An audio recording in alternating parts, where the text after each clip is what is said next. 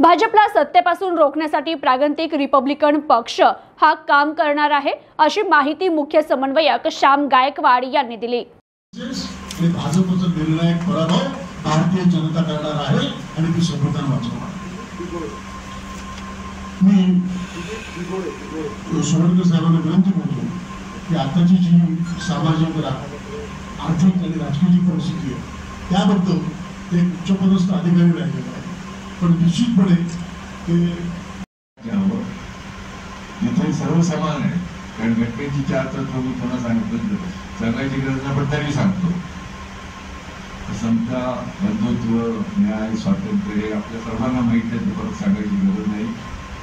आणि अधिकार म्हणजे सन्मानाने जगण्याचा अधिकार। जेव्हा आपण सन्मानाने जगण्याचा अधिकार म्हणतो तर त्या सर्व झालं, रोटी कपडा मका सर्व झालं। पण आजही बऱ्याच सामान्य लोकांना हे कळत नाही की त्यांच्यापर्यंत पोहोचवलं पाहिजे।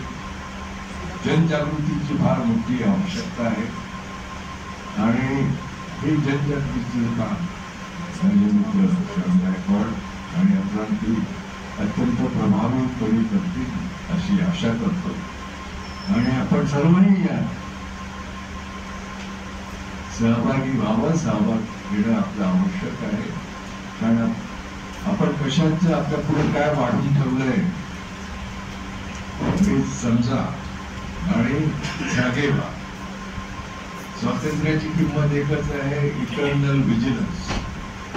तर दोस्तों, जागते रहो। जय हिंद। फार काळाची ही गरज होती, एक पोकळी निर्माण झाली होती। समाजाचं खरं प्रतिनिधित्व, समाजाचे प्रश्न चव्हाट्यावर आणून समाजामध्ये प्रबोधन करून एक आश्वासक असं प्रतिनिधित्व निर्माण करण्याची जी समाजाची गरज होती आणि जी पोकळी होती, त्या गरजेला अनुसरून ही पोकळी आज भरून काढली जात आहे। आणि आज गेल्या जवळजवळ 2 महिन्यांच्या अखंड प्रयत्नांनंतर, चर्चेनंतर, चिंतन मंथनानंतर आजचा दिवस उगवलेला आहे, जेव्हा प्रागतिक रिपब्लिकन पक्ष, प्रोग्रेसिव्ह रिपब्लिकन पार्टी ची आज स्थापना होत आहे। ज्या पक्षाने, ज्या पक्षाच्या आधारे समाजाचं प्रतिनिधित्व आणि समाजाचे प्रश्न सोडवण्याचा सगळ्या परीने प्रयत्न केला जाणार आहे, या आजच्या दिवशी मी आपल्याला नम्रपणे सांगू इच्छितो। ज्या अत्यंत महत्त्वाच्या बाबीची गरज होती की या पक्षाची आताच का गरज आहे, कारण हीच वेळ आहे जेव्हा समाज रोज विचार करतो कोणीतरी आमचं खरं प्रतिनिधित्व करणारा बाहेर यावा, समोर यावा, आमच्या पुढे यावा। मला वाटतं आजचा तो दिवस आलेला आहे आणि एक अत्यंत निष्कलंक महाराष्ट्रातलं सुप्रसिद्ध व्यक्तिमत्व श्यामदादा गायकवाड यांनी जो आम्हाला पुढाकार घेऊन साथ घातलेली आहे की असं काहीतरी आपण करूया जेणेकरून समाज कुठल्याही प्रकारे या पोकळीचा बळी होणार नाही। आम्ही सगळ्यांनी हा निर्णय घेतला आहे की समाजाला बळी जर होऊ द्यायचं नसेल, खऱ्या अर्थाने प्रतिनिधित्व समाजाचं आपल्याला जोरकस पद्धतीने पुढे घेऊन जायचं असेल तर माननीय श्यामदादा गायकवाड यांच्या नेतृत्वाखाली आज या पक्षाची स्थापना अत्यंत अपॉर्च्युन वेळी करण्यात येत आहे।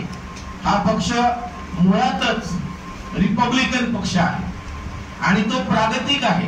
कुठल्याही प्रकारच्या रिग्रेसिव्ह गोष्टींना, जीर्ण गोष्टींना नाकारून नवीन समाज उभारण्यासाठीची प्रागतिकता जी गरजेची असते, ज्याला आपण प्रॅग्मॅटिझम म्हणतो, त्या प्रॅग्मॅटिक पद्धतीने पुढे जाण्यासाठीचा आजचा हा पक्ष स्थापनेचा दिवस निश्चितच ऐतिहासिक ठरणार आहे। जय भीम, जय।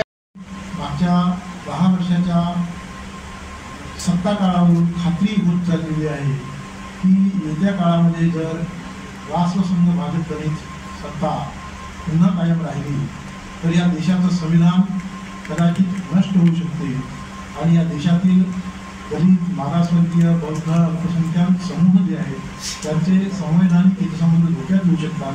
भारताची लोकशाही सुद्धा कदाचित धोक्यात येऊ शकते. हा धोका ओळखून प्रत्येक जण विचारी मनुष्य, विचारी व्यक्ती विचार करतो आहे की ह्या देशावर भारताच्या संविधानावर येऊन घातलेले संकट जे आहे ते कसे थोपवून धरता येईल.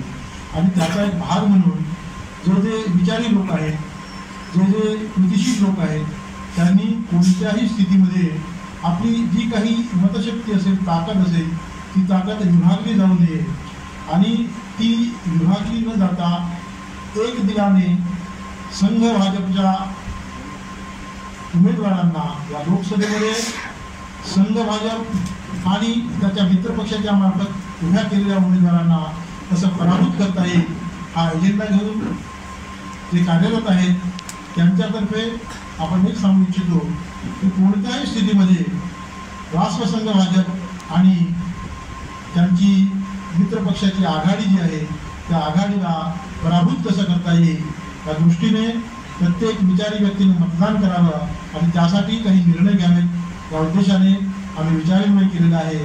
आणि तो उद्देश आता श्यामदादा गायकवाडांनी आणि अपरांती साहेबांनी त्याचप्रमाणे सुराळकर सरांनी आपल्यासमोर मांडलेला आहे. तर मी आपल्या सर्वांना आवाहन करतो की राष्ट्रसंघ भाजप प्रणित आघाडीला लोकसभेमध्ये पराभूत करून संविधानाचं संरक्षण करणे या उद्देशाने आम्ही काही प्रयत्न करतो आहोत. आणि ते प्रयत्न जे आहेत त्या अनुषंगाने आपल्याला काही विचारायचे असतील, प्रश्न विचारायचे असतील, त्या अनुषंगाने काही आमच्या या वरिष्ठ नेत्यांशी आपल्याला संवाद साधायचा असेल तर आपलं स्वागत आहे.